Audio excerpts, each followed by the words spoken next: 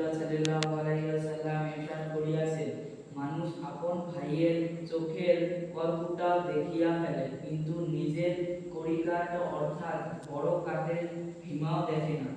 ফায়দা অর্থ এই যে অন্যদের ছোট হইতে ছোট দোষ নজরে আসিয়া যায়, আর নিজের বড় বড় দোষও নজরে আসে না।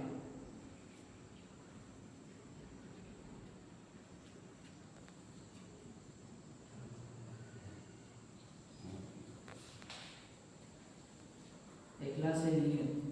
হযরত ওমর ইবনে খাওয়াব রাদিয়াল্লাহু আনহু হতে বর্ণিত আছে যে তিনি একদিন মসজিদে নববীতে যাইয়া দেখিলেন হযরত মুয়াজ রাদিয়াল্লাহু আনহু রাসূলুল্লাহ সাল্লাল্লাহু আলাইহি ওয়াসাল্লামের কবর মোবারকের নিকট বসিয়া কাঁদিতেছেন। হযরত ওমর রাদিয়াল্লাহু আনহু জিজ্ঞাসা করিলেন, আপনি কেন কাঁদিতেছেন? তিনি বলিলেন, একটি কথার কারণে আমার কান্না আসিতেছে, যাহা আমি রাসূলুল্লাহ সাল্লাল্লাহু আলাইহি ওয়াসাল্লামের নিকট হইতে শুনিয়াছিলাম।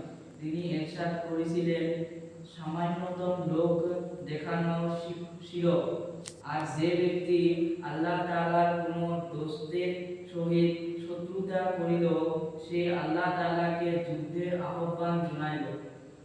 আর নিঃসন্দেহ আল্লাহ তাআলা এমন লোকেদের ভালবাসেন যাহার নেক হয়, মুত্তাকি হয় এবং এমন ভাবে গোপন হইয়া থাকে যে অনুপস্থিত হইলেও তালাশ করা হয় না, আর যদি উপস্থিত থাকে তবে না তাহাদিগকে ডাকা হয় আর না তাহাদিগকে কেউ চিনিতে পারে।